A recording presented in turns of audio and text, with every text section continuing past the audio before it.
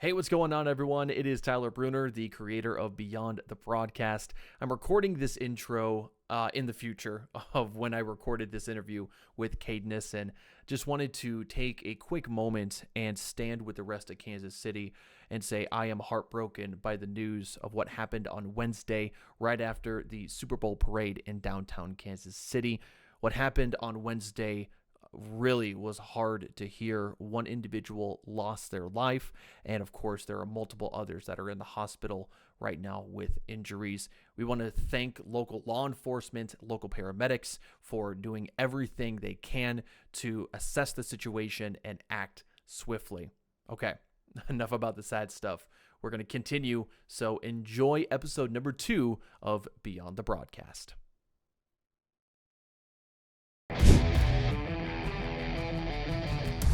Hey, what is up, podcast peeps? My name is Tyler Bruner, and man, it is so great to see you back here once again on episode 2 of Beyond the Broadcast. Hey, just before we get started today, I have one quick favor that I'd like to ask you, and that's to follow us literally everywhere. That's the one way that this show is going to grow. That's how we're going to get more people on the show, and that's how we are going to continue to tell some really awesome stories. So number one, follow this podcast on your preferred podcast platform. And also, we've got all of our social media finally figured out. It's taken a while to get the usernames that I want. So unfortunately, it's not going to be the same everywhere, but hopefully it won't be too hard to find us on social media.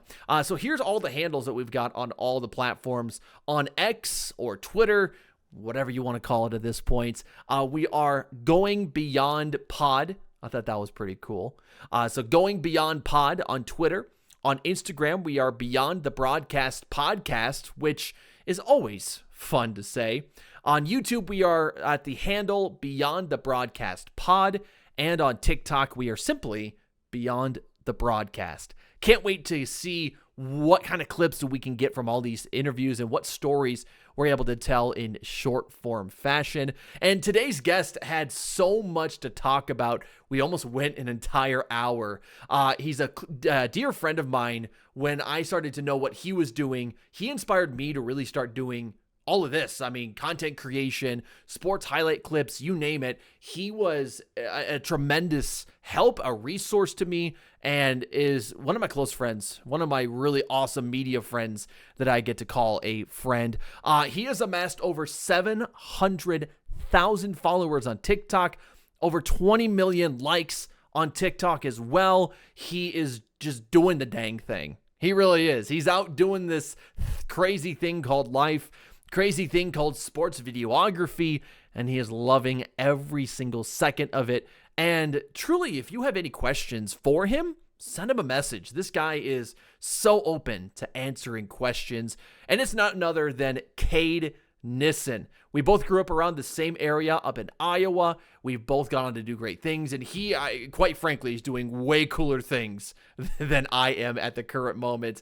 He is capturing some of the best college athletes that Iowa has to offer. He is filming the greatest stars of tomorrow, and he has just so much to say. He's such a wealth of knowledge that I'm so excited to have him here on the show. Let us know that you're listening and go and check out all of his content that he has. He's posting such cool things. Right now, Cade works for IASportz. That's sports with a Z. So check them out everywhere. So IASportz, IAWrestle, IA basketball, IA baseball. They're really just starting to create this awesome conglomerate of brands underneath the IASportz umbrella. If you want to follow Cade personally, he's got 3 preferred platforms he posts on most frequently. He's got Instagram that he says is the one to follow, I should say. The one to follow is Instagram. He is at Nissen17Silk, and that's Nissen 17SILK. On Twitter, he is Silk Prods. That's S1 LK Prods. And then on TikTok, simply Cade Nissen, KaydNissen. Okay, enough from me. Let's get to my spectacular guest on today's episode. Ladies and gentlemen, this is Cade Nissen. Cade. What's up, man? How we doing? Oh, just keeping busy. It's a big time of the year in the wrestling world. So just trying to keep up. My first really full go around as full time here at IAWrestle during postseason wrestling. So just having a ton of fun keeping up with everything and pushing some content out that people really enjoy. I'll tell you what, the stuff that I have seen you do so far at IAWrestle has just been nothing short of spectacular, as it was throughout your entire time doing freelance work with the association. But congrats on just nailing this job and just doing a fantastic job, man. Yeah, I honestly I got really lucky right out of college. I feel like a lot of people in this creative industry can really struggle to find a spot where it feels right, especially in the professional world. It's tough to make it in. Again, I just got really lucky. Des Moines is a perfect spot right in between Iowa City and Carroll, where I tend to have a lot of family and friends. Des Moines is big enough to keep me entertained and small enough where I don't feel like I'm overwhelmed. And obviously, the job itself, I get to cover, the best of the best in the state of Iowa, whether that's high school and even college. We're kind of taking that step up in college athletics, especially in wrestling. And ideally, I'd like to do more in football and baseball as we kind of grow those platforms too. So really just a win-win all around for me. I got really lucky. Yeah, absolutely. And you say lucky, but I think a lot of us, especially us in like the media sphere, we work so much towards our craft and we get in these moments, and some people might say it's an overnight success, but your whole story getting to this point is anything but an overnight success, my man. Yeah, true. It's been a lot of time. It's crazy thinking back to when I first started posting on socials and TikTok and whatnot. It's pretty wild thinking about how far I've come and how far my work has progressed. And I kind of look back at my first few projects and I'm like, man, like what did I see here? So it's just crazy, kind of coming full circle and kind of getting to a point where this is my life every day, in and out, and I really do love what I do. For some people that don't know, we both grew up in the same, almost the exact same time. I was Arcadia, you were Carroll. So basically, for people who don't know what Iowa is, it's essentially the same town. um, but Yeah. you started something quite awesome at Carroll High that again has now developed into your full time career. Talk to me just about how Tiger Vision got developed and how it's become what it is today.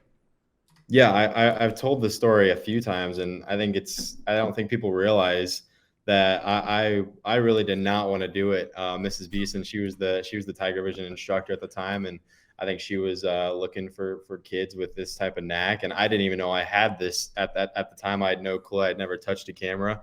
I just was really sporty and into all that stuff.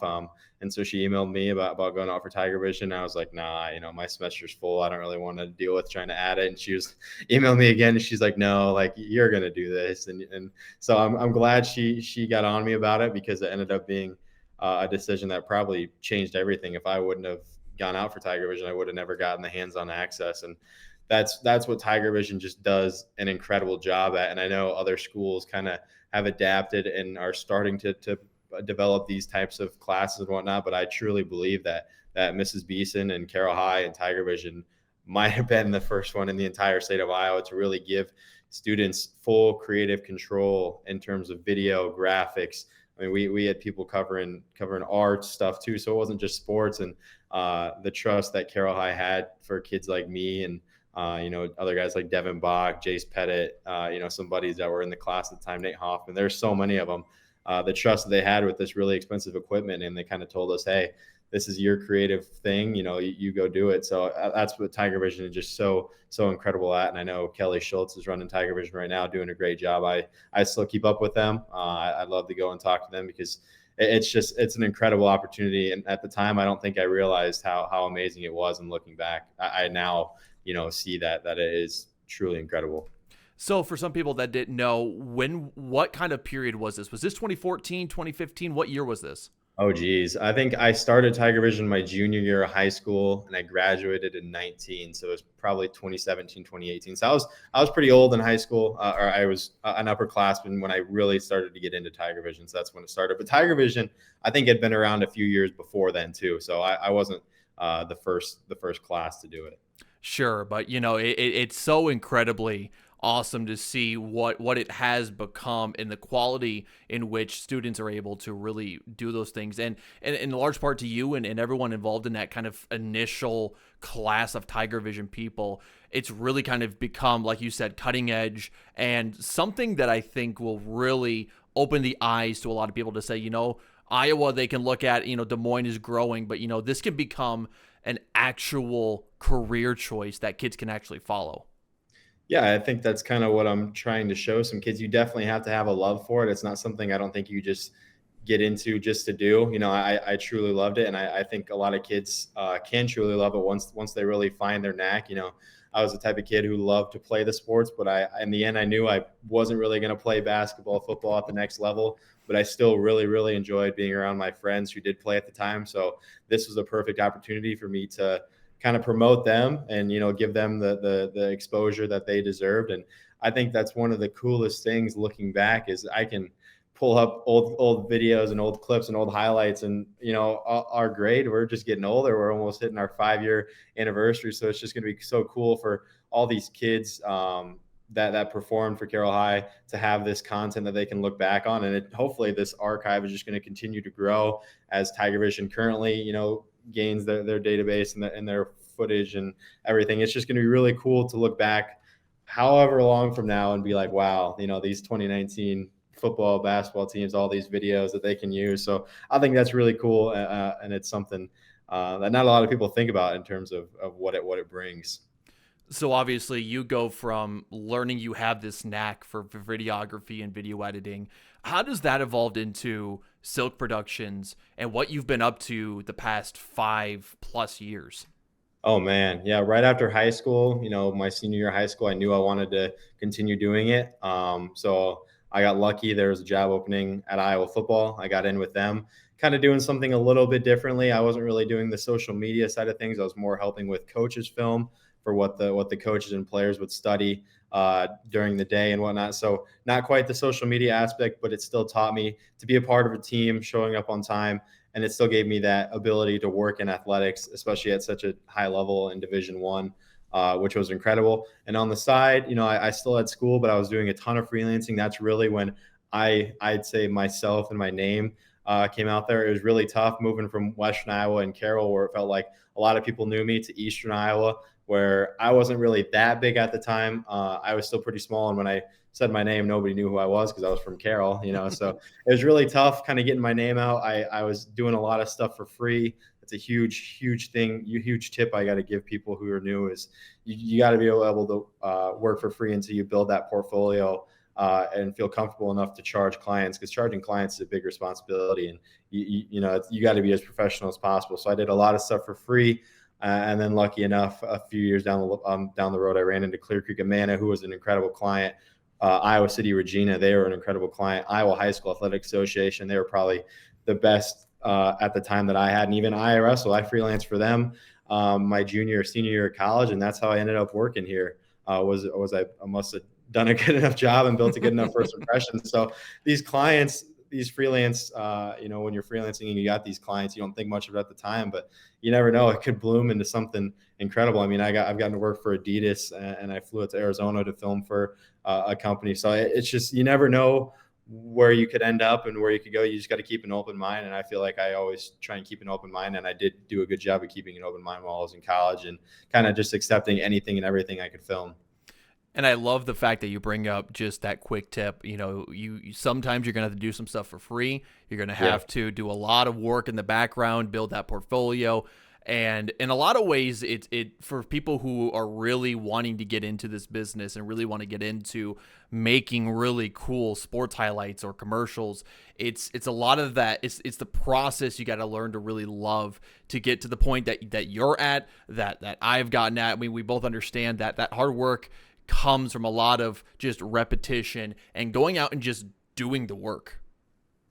Yeah, 100%, especially when your name is not as known and you're not someone that you're not just well known in the area. You got to be able to go out and do stuff and put your name on the map. So that's a huge tip, and I can't stress that enough.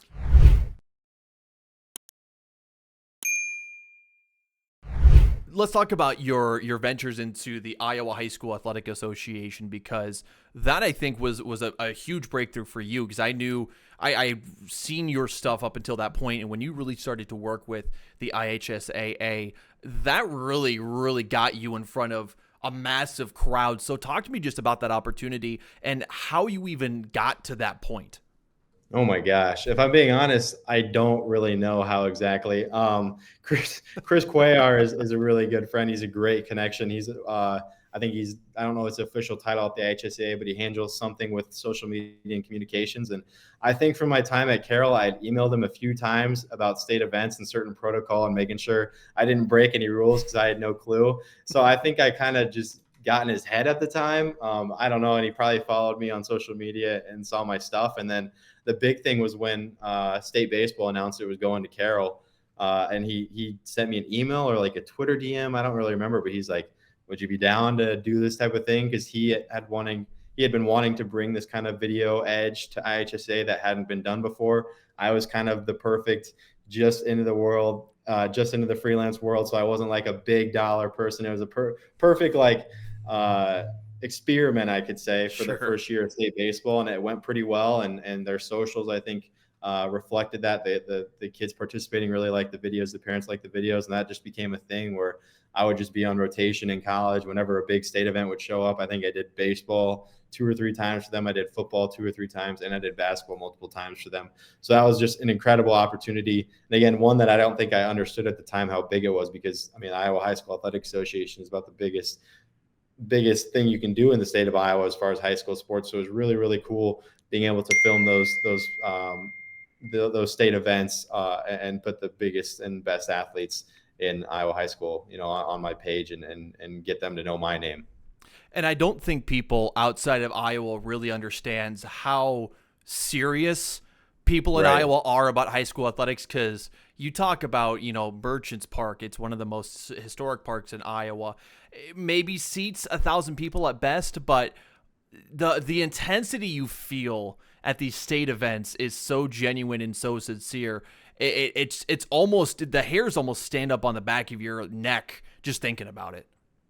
Oh yeah, it was incredible being able to experience that. And I think another thing that helped me set myself apart, and a kind of a tip I have for young people, is being professional in these environments. I don't even know. It's almost like when you see it, it's wrong. Like you're celebrating, just keeping a composure to yourself and not really letting the moment get the best of you. And even on social media, making sure you're not posting inappropriate things or bashing the IHSAA, because they're a place that gets a lot of flack. So they know that. So I think a huge thing people need to know is that what you post on social media, whether you're joking or whether you're not, always is going to be there. And so just maintaining a professional experience on social media is going to help set you apart for these big clients. And I think that's another reason that IHSAA was able to trust me, is because I was as professional as I could be. And, you're a media member. So there's just certain rules, and I was really young at the time. So learning those rules on the fly were interesting, and I learned a lot.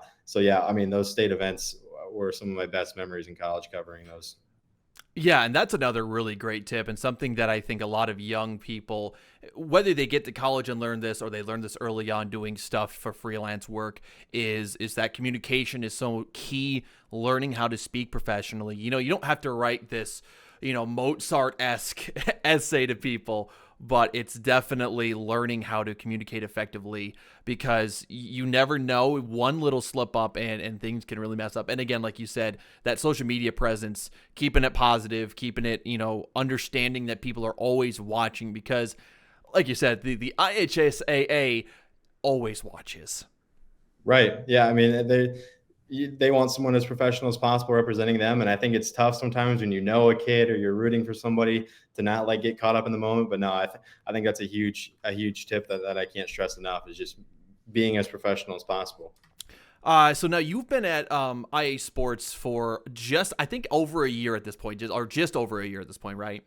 Yes. Yep. Just a year, February 1st. And I think one of the biggest moments, and I want you to walk me through this, because I think it was you behind the camera. There was an infamous moment in wrestling, I think just this season, and I cannot remember the wrestler's name. I should have done more research on this. Guy gets up, punches him, does the splits, flips the bird, Talk to me about that moment.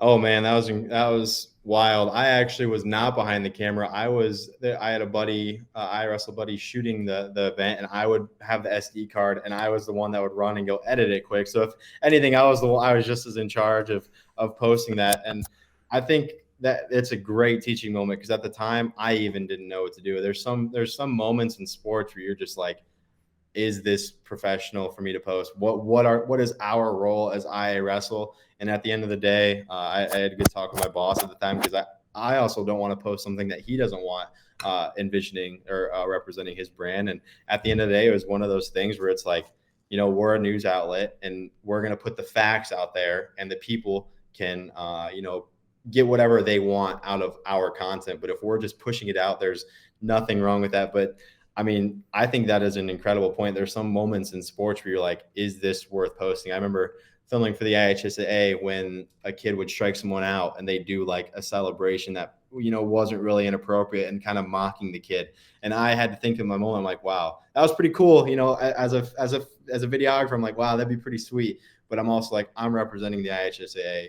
That's probably not something they want representing their image. So, you cut that out, or you don't post it all. So no, that's an incredible topic of conversation. And it's really just a moment to moment thing where you kind of have to make that judgment choice of like, is this what we want representing our brand? And that specific moment, we're a news outlet, and we're not really tied specifically to anybody. So we wanted to put that out there for people to, gather what they wish, because it was such a huge moment. But no, that's a great question. And it's one that I probably don't even have the specific answer to. It's tough. It's not easy. Because I think the way you guys handled it, you're like, okay, that just happened. Here's what happened. We're not going to sugarcoat anything. Here's the information. You take it how you want.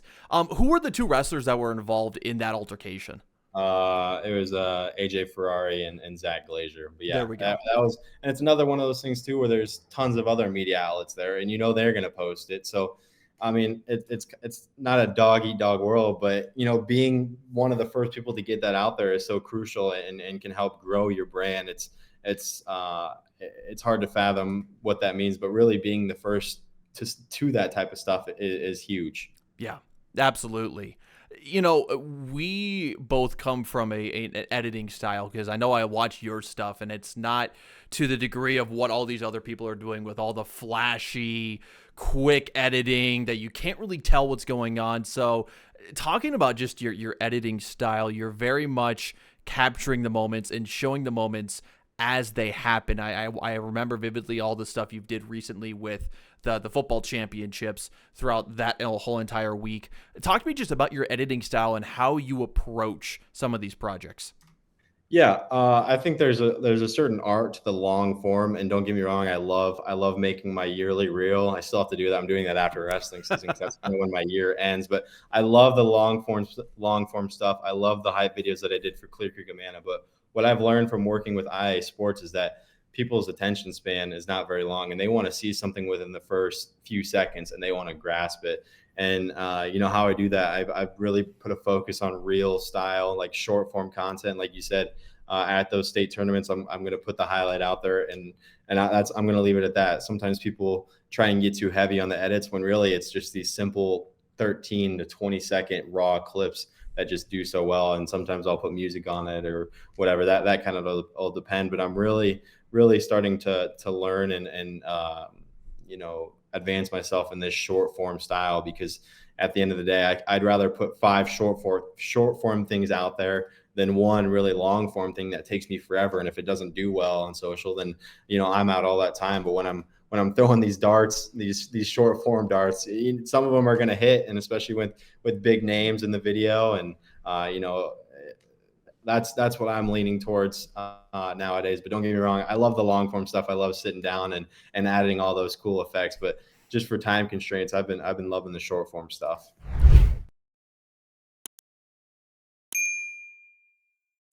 And I do want to get your thoughts on this, because I had talked with Jeff Blankman recently. We both know him. He really brought up an interesting topic of sports nowadays, and how kids slash young adults really approach this, in that they're always looking for those highlight moments. They want to see the big plays, and it comes back maybe on the court for some of the younger kids, and that's all they want to do is these big moments, big moments. How do you feel highlight clips and what you're doing right now affects the way that athletes look at their own performances on the field? Yeah, that's a really good point. Man, I mean, the highlights are also what I'm looking for, because I'm looking for that short form stuff. I try and not parade the huge celebrations and the mocking and whatnot. But at the end of the day, that's what I'm looking for, is that stuff that's going to catch people's eye, whether it's in my video or even if it's in the graphics. We tend at IASportz and IAWrestle, you've seen our stuff, to use a powerful picture with big text and simple text, and not flooding the page with words. So I guess the one thing I'd say is just everything nowadays is we're trying to make it as simple as possible for our viewers to gather our content. And I mean, I guess I'm looking for the highlight just like everybody else is. So that's a really tough question. I'm not sure, but that's what I'm looking for. Yeah, I mean that's the whole reason why you're in this business, is for those big moments and those Right. big emotions and big reactions. So it's Incredible. it's such an interesting thing, right? And it's so interesting to see, because I think we grew up in this era where we're watching Lamar Jackson in high school cut off a guy, and we wanted to do that. And now that we're in it, it's like some people are putting this blame on highlight films, and some people think it's bogging down the game, and it's just interesting to see. Yeah, I try and just put what I see on the screen. I try and not like edit it and ramp it to look like something it's not. I try and like you said, put what we see on the screen, and again, let people, go at it or comment about it as they wish. Talking about just you have been through so many events, so many people and athletes you've had the opportunity to film and to see. What are some moments or some projects that you're most proud of and that you really reflect on and really get excited about? So I've had the ability to shoot. Ben Keeter made his Carver Hawkeye debut just a few weeks ago, and I remember in the tunnel I was super nervous filming that, because I knew it was such a big moment and something that was going to do really well on socials. And it's when you're there for a reason, you want to be able to capture it. And that was one of those reasons I was there that night, was to capture Ben Keeter's debut. So I was super nervous in the tunnel. Luckily I got the shot. My camera battery didn't die. I always get worried about that. Some other big moments, just being able to go down to San Antonio and film with Adidas at the All-American Bowl was super, super cool, and something I'll remember forever. I also was able to go down to Arizona during my college years and film for a 7-on-7 team that Xavier Nwampa ended up playing for. I'm not really sure what the connection was or how he ended up playing for that 7-on-7 team, but it was super cool meeting him, as two guys from Iowa that just ended up in Arizona for a weekend. And then one moment that comes to mind from last year is Benicio's home run at the state baseball tournament in Carroll. It's cool when those kids that personally and those kids who kind of appreciate what you do something incredible on the field, and you're able to kind of give them that cool moment that they're never going to forget. And I'm sure he won't ever forget that. So those are some big ones. I'm sure there's plenty more that just aren't coming up right now, but NCAA, the nationals are always fun, and it's just cool to witness history like happen right in front of your eyes on such a big sport.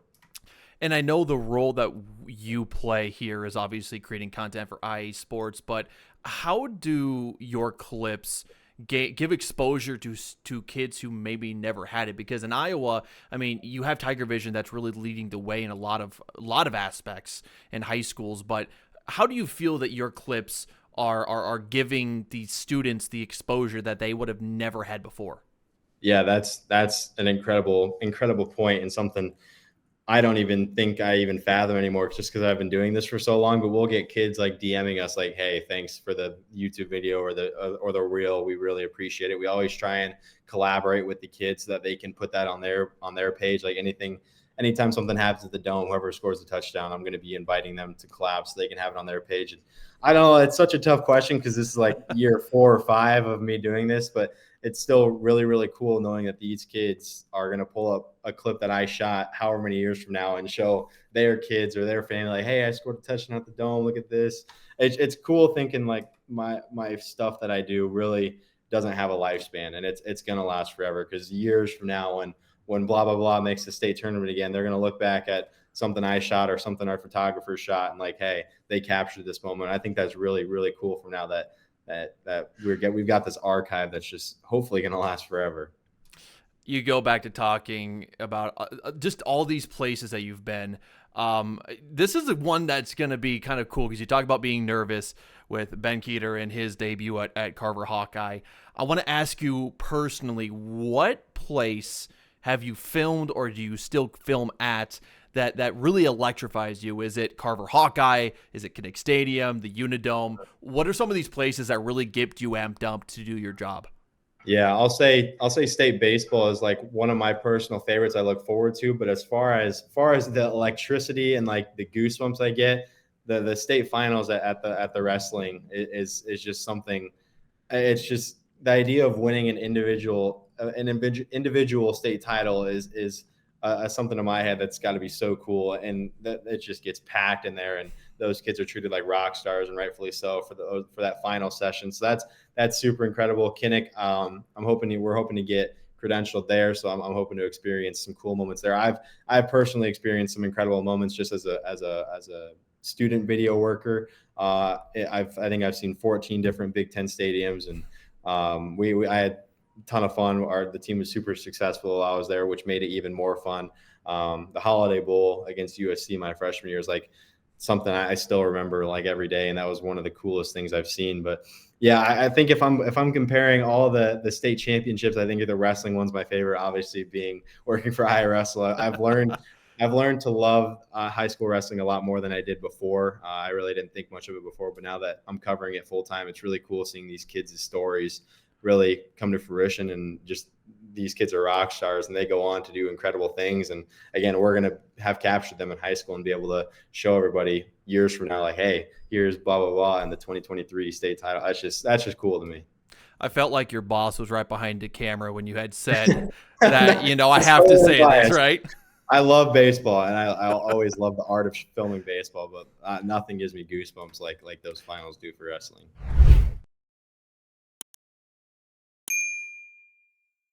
We're in we've been in the mood the entire time of giving out some advice, and you've had the privilege of not just being a football videographer or a baseball or a wrestling. You really have encapsulated almost every single sport that you really can. What are some ways that people can look at filming a game differently? Because I think for some people it's very much cut and dry. Go here, get this action, go this. Do you move around? Do you go to different spots? Do you get different angles? How do you kind of approach a game day, a match day? And do you have like a shot list? What's sort of your to-dos during each filming that you do? Yeah, that's a great question. I think it really depends on each sport, if I'm being honest. But before I show up, I do have an idea. Usually when I'm going to an event, it's because it's the best of the best. It's the nice thing. We're for IASportz. We're not covering anybody specific. We're covering the entire state of Iowa. So I'm in charge of covering everybody. So we're trying to get the stars. So I always know when I'm going to a football game or a wrestling meet, I'm like, hey, this guy is ranked number one at his weight class. I need to get him. So I always make sure I have specific guys I know I need to get because they do well on socials or they're a number one ranked guy or whatever. So I always have that in mind. I always try to get pregame stuff and stuff at the arena just in case. I don't do too much long form stuff, but just in case I do, I always have it. Again, the wrestling's super easy because they're right in front of you. Football, you have to move back and forth more because the offenses are changing. But if I'm filming for one team, then I'm going to film it differently. So that's a good question. Baseball is my favorite for that exact reason because the game moves really slow, which some people hate, but I love because then I can hop around and I can get so many different angles. And high school baseball stadiums are usually pretty lenient on where I can go compared to football where it's kind of cut and dry. So baseball, I find myself getting a lot more creative in terms of shots. So that's a great question. It's a super loaded question because there's so much you can do with everything. But I always tell people not to be afraid to ask me questions. And I always try and be so open when people Instagram DM me. I usually still get a few during the week, like, hey, what camera do you use? What blah, blah, blah do you use? When I was like in my heyday on TikTok in college, I would get so many DMs and stuff on Instagram and TikTok. I didn't even know what to respond with, but I always try and keep an open mind because I remember I was that kid who really didn't know what to do. And those few people who did respond to me when I would DM them questions when I didn't know were huge help. So I always try and keep an open mind in terms of that. Just to be fully transparent with everyone on my podcast, that was me at one point. I reached out to Cade because I wanted to know what camera he had, and he got me hooked on the Lumix. So whatever position you are in, always use your resources. But that does ask me the question, what camera body are you rocking? Because I've seen you primarily use the Lumix before with another lens, but what kind of gear you're rocking right now? Yeah, I meant to make a reel about it and post it on my personal page, because I seriously feel like I have like a combination that no one else in the world has. Like my setup is so weird. I've got the Panasonic GH6. I really just moved to that from the GH5S because I love the GH5S and didn't want to get away from anything. I'd say next I'm going to move into something more like a Canon or so, or, you know, someone more stable, because Panasonic's pretty small. But I've got my biggest purchase ever was a Canon full frame lens. It's a 28-300, and that's what I use for everything the past 2 years. Everything you've seen from mine has been used from that. And because it's a full frame lens, I have to have a converter. I don't really know the science either. I was just following whatever I was reading online. So there's a little converter that was like $700. So the setup is really expensive, and that's the tough thing about this type of industry is it's at the end of the day, it's pay to play. In some things, I mean, there's a lot of budget options that people are aware of, and there's some incredible budget stuff. But at the end of the day, I always tell myself, if it's cheaper than another product, there's probably a reason for that. I've gotten kind of gypped on cheap batteries or cheap attachments, and then they come in the mail. I'm like, oh, this is why this is $12 and not $80 compared to what the actual thing is. So that's the one thing that stinks about this industry is you have to be able to be willing to put the money into it. But I promise you, if you put the money into it and your stuff is quality, you're going to make that back and more in terms of clients and the overall, just everything you do. So that's the tough part. That's the one thing that sucks. Yeah, it is. And I think that's the hard reality for a lot of people getting into this. But I think also the encouraging thing is the place we are in 2024, especially with just the cameras in your pocket. I mean, just getting a start with that is something that I think is so crucial for people to understand, is that, you can start making content right now with something that is in your phone. You don't need to go out and get an expensive camera. You can always save up for that and get some of those budget options, but you can just start making stuff right now with what's in your pocket. Yeah, I think that's a great test to see if you really like this. If you film some stuff on your phone or a cheap camera your parents have or grandparents or that you found and you don't like it, then hey, I shouldn't invest this much money into a real camera. But if you do that and you truly love doing it with something like your phone, then that's kind of when hey, like I it's worth it to put this money into it. Because again, it in the end of the day, if you hustle and you do, if you put together quality stuff, people are going to find you and people are going to want you to film their stuff. Yeah, absolutely. Since we're on the conversation of accessories and gear, what are 3 things that you cannot live without in your camera bag? It's a really, really good question. I've been loving this phone mount I got that kind of attaches to the top of my camera, so I can kind of set it there and get some behind the scenes stuff. I've really, ever since I've started posting on my own personal Instagram page, I'm always needing B-roll of myself or B-roll of my camera. So it's nice to have that. My wireless mics are always huge because we tend to do a lot of that in the off season or during the meets. I was lucky enough in college that Rode sent me some stuff, and that was a part of it. So I've used those just about every single day. Another thing, oh gosh, I feel like I just use. I love my bag. I got a new camera bag. I couldn't go without. It's all organized how I like it. It may look like a mess to some people, but I promise I know where everything is, and that's what's important. So those are the 3 things I'd say. Oh, geez. I was trying to have snacks. I don't know. I'm ready for long days, caffeine. You always need caffeine. I was going to say, have you gotten to the point where you get done with a week's worth of stuff and you're just emptying out wrappers from your bag? Yeah. Oh yeah. Yeah. High shoes. I tend to get on the high shoes. High shoes. I love high chews. Oh Yeah. man, you chose the best fruit chew, man. I love Starburst, but there's something about high chews that are just goated, man. Yeah, we got 4 days of state wrestling next week. I'm gonna be sneaking in high chew like crazy into Wells. Hopefully they don't catch me. That stink. What's the favorite flavor of high chew? Oh gee, I don't even care. I'll just take whatever. Just the originals. They're getting too cute with like the tropical flavors. They're getting too cute with it. Give me the originals. Yeah.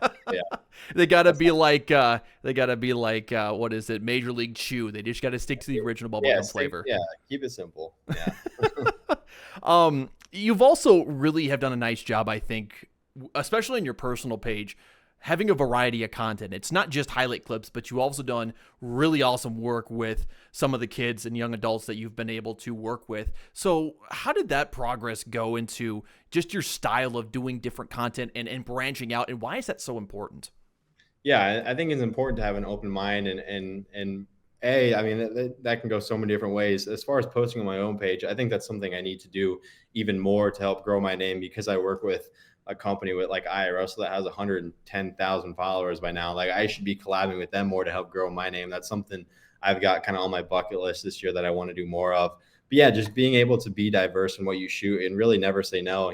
My boss will sometimes need me to go shoot interviews or whatever. So just always being open and kind of like what we talked about in the very, very beginning, always saying yes to stuff right when you're starting out. I know I've shot a few weddings by now. They're not my personal favorite, but they help me, learn to be professional, learn to get my shots that I need, go back and get everything done. I did a commercial for the city of Carroll. So just like kind of a perfect lesson is trying not to say no to stuff unless it's something where you're overwhelmed and you can't take it on. That's totally different. But in terms of like just shooting different things, always having a variety of stuff under your belt will help you down the road, because eventually you're going to need to do something else or do something that you're not comfortable with.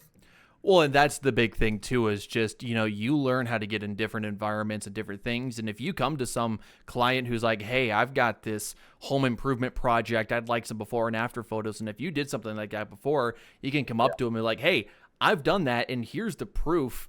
And speaking of just the proof, I mean, I think it's easier said than done of building a portfolio. You and I kind of use the same app, gondola.cc, but including that, what are some other ways you would suggest people post their content and start to build that portfolio? Yeah, I think that's a huge thing, is just posting your content. I feel like a lot of people do some incredible stuff that are either through a client or whatever, and they just don't post it. But posting it on your own page automatically sticks it to your name. I know when I was in college and I was freelancing, I had a website. I think I went through Wix, and I would pay for the domain name just because I wanted people to have somewhere to go to see my stuff if they wanted to, branch out into me. I always wanted to get the little business cards, but I never did. But even if you don't want to do that, I mean, just posting it on a YouTube, I mean, throwing it in playlists, looking organized, looking professional is so key, so that when someone emails you and says, hey, I might be interested in having you do this, can you show me your work? Boom, you just have a link and it goes there instead of having to send separate files or whatever. So having everything in one place is super nice. Gondola is a huge thing I need to use more. Ever since I've kind of gone full time, I've kind of shut all those stuff out because I'm not really looking to go anywhere else. But those were incredible tools while I was freelancing and not sure where I was going next. Were websites, Gondola, social media pages, YouTube, just anywhere where all your stuff can be in one spot and easily found.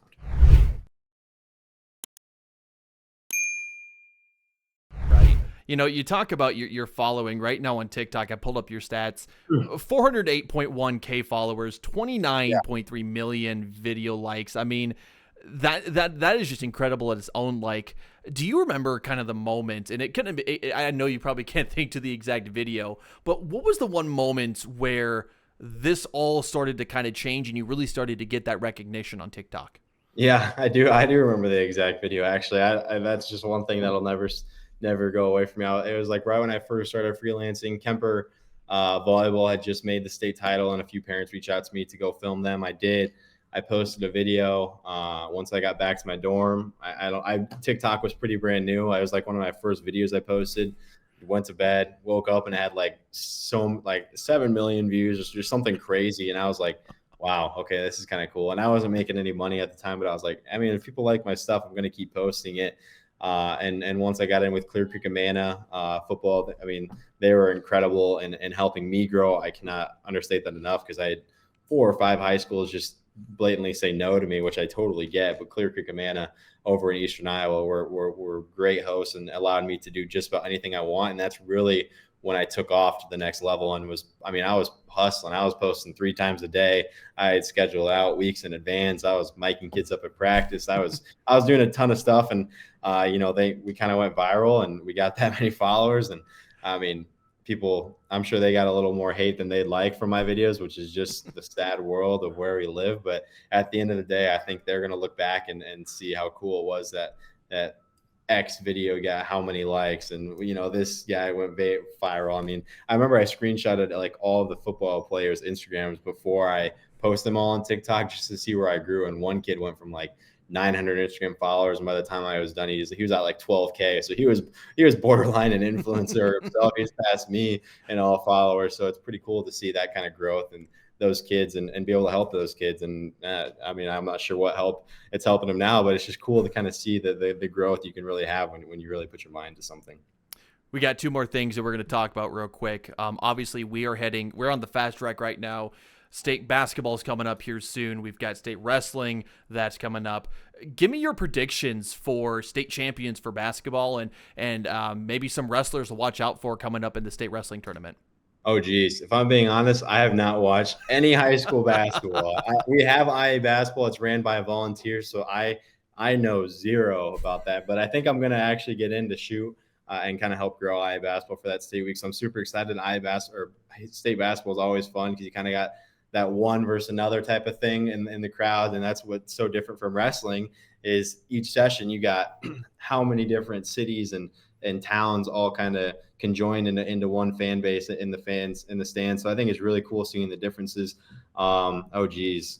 I think for any wrestling nerds out there, I'm really looking forward to the 3A 120-pound bracket. We got 3 kids that I'm huge fans of, and Ayala and Carter Pearson and Jake Knight. That's the first one that comes to mind. I mean, Drayshawn Ross is just a ton of fun to watch. There's future stars out there. Some kids are going to go on to the next level and be dominant. And so capturing them right now is super cool for me while they're still in high school. So I don't know. I wish I could give you a high school basketball prediction. I got nothing. I'm being honest. I have not been following it at all. That is completely all right. Usually I'm really into high school basketball, but wrestling is just crazy. I'm learning. So yeah. That's where all my focus has been. And but nevertheless, I'm excited. I think I'm going to get in for state basketball, so I'm sure I'll see you there. Absolutely right. One other thing too, just talking about the tremendous amount of athletes that you've been able to cover. Is there one that you were really excited to shoot that you knew that, coming into one you were able to do? What are some of those athletes that come to mind? Oh man, I think the first one that comes to mind for me is Spencer Lee, because it was my first trip to NCAAs. And so I really had not been working with IAWrestle for long, and I was like, man, I'm going to get to see Spencer Lee in person. I remember filming him just walking out of the tunnel. I'm like, wow, this is pretty surreal. Like, this is a guy like a lot of people look up to, and I'm just standing right here next to him. So that's the first one that comes to mind. But there's just so many. I'm excited to see Ben Keeter grow, and even these high school kids, the top of the top. I mean, they're going to go on to Iowa in these next levels. Trying to think of some football guys I filmed that I really enjoyed. Reese Vanderzee, a bunch of the Iowa commits, even the Iowa State commits. I had a ton of fun filming. So it's just really cool seeing them go from that level to the next one. And they're going to know that, they're going to have that connection to me in some way because I filmed them when they were in high school. So I think that's always cool to have under my belt. And so I'm always excited to see everyone kind of grow and move on to wherever they move on to next. Joey Oki, there's another one. There we go. He's a pitcher, Ankeny Centennial. I'm super excited to film him and see where he goes. Absolutely. Cade, man, it has been an absolute honor. And before we ask you this last question, where can people find you on socials? Yeah, Instagram is probably the most used one. It's Nissen17 Silk on there. Twitter, I'm like Silk Prods, but I think if you just search my name, you'll find me. And IAWrestle. I mean, if you're not following them, go ahead and follow them. I mean, we are the #1 high school sports or high school wrestling coverage in the state of Iowa. We're just starting IA baseball on socials. We just started IA football. So hopefully in how many years those are up to levels where everyone knows them. But IAWrestle is huge. And if you're not following that, I definitely recommend tons of of great content coming out on those platforms too. Cade, man, it's been so great to pick your brain on all this stuff. Yeah. And before I get too far with this last question too, I want to say thank you for just being you, being so awesome, being so open, and I mean helping me out, because a lot of the reason why I'm here in Kansas City and I'm doing what I'm doing is because I really got inspired by what you were doing and really kind of this grassroots starting and getting to where you're at. Just thank you for being so awesome. Yeah, no problem. And everyone starts somewhere. I mean, I'm inspiration to some people, but at the end of the day, I was inspired by people that I grew up following on social media. So it's just crazy how it's that chain reaction. And if everyone can kind of keep an open mind and be able to answer questions, sometimes people think they're holding something that really is secret, but really nothing's secret. And I've kind of learned that, passing my knowledge down to other people is only going to help them and only going to help me build connections. So it's huge, and it's super cool to think about. Absolutely. Man, one last question for you before we let you go.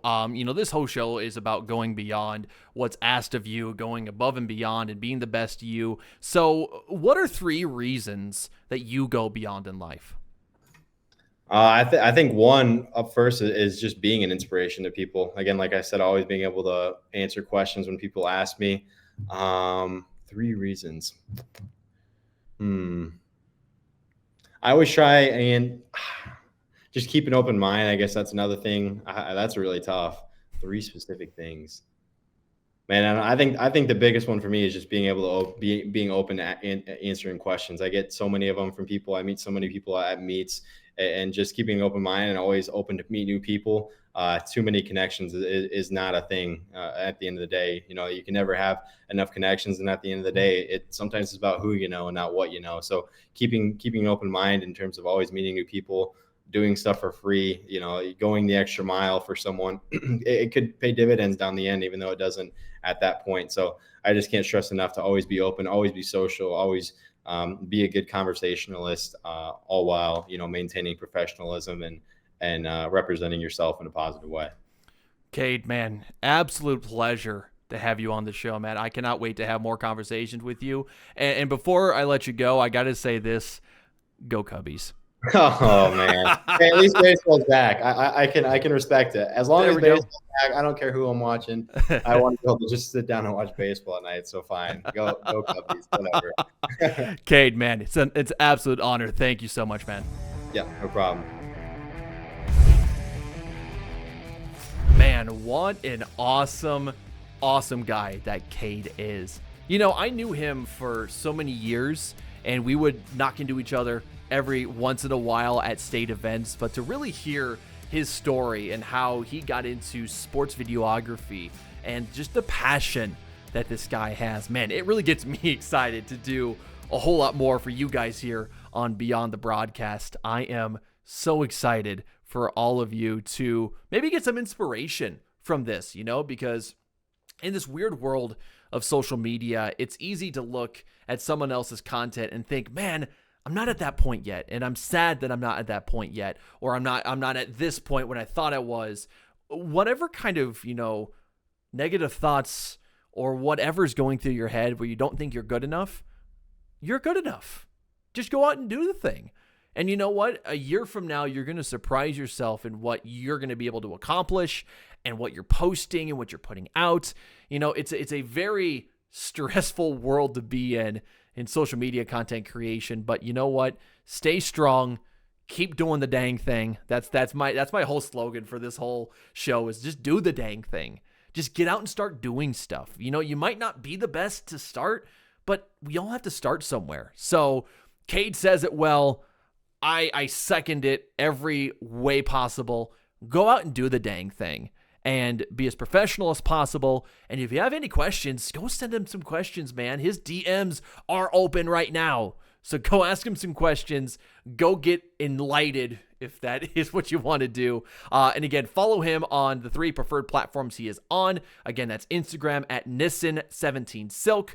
On Twitter, that's Silk Prods, and on TikTok, it's Cade Nissen. If you are wondering if you want to find him more quicker, just look in the description of this video or into the description of this episode. They will be right there waiting for you.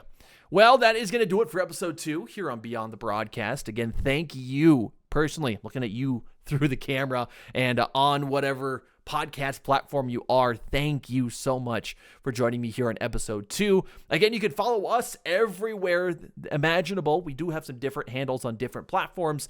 You can find those in the description of this episode. On Twitter, it is Going Beyond Pod. On Instagram, it is Beyond the Broadcast Podcast. On YouTube, our handle is Beyond the Broadcast Pod. And on TikTok, simply Beyond the Broadcast.